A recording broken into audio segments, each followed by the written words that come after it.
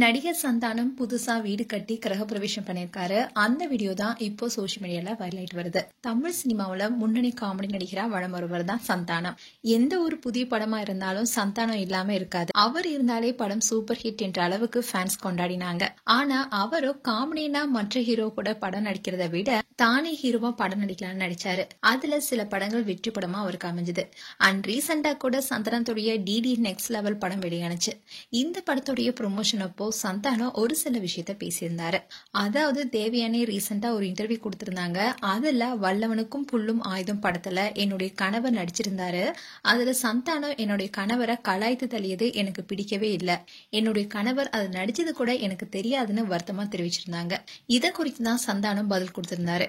அதாவது வல்லவனுக்கும் புல்லும் ஆயுதம் படத்துக்காக நாங்கள் ராஜ்குமார் சார் கிட்ட பேசினோம். அப்பவே இது ஒரு பவர் ஸ்டார் மாதிரியான கேரக்டர் தான் சொல்லிட்டோம். ஆரம்பத்திலே நாங்க ஸ்கிரிப்ட் வசனம் எல்லாத்தையுமே சொல்லிட்டு இதெல்லாம் உங்களுக்கு ஓகேவான்னு கேட்டுட்டு தான் நடிக்கவே வச்சோம். காமெடிங்கிறத பார்த்தா யார் வேணாலும் என்ன வேணாலும் செய்யலாம். அவங்க கிட்ட அனுமதி வாங்காம அவங்க சம்மதிக்காம நாங்க எதுவுமே செய்யலன்னு சொல்லியிருந்தாரு. அப்போ அந்த நியூஸ் வைரல் ஆனுச்சு. இதை தொடர்ந்து இன்னொரு பிரச்சனையும் சந்தானத்துக்கு வந்தது.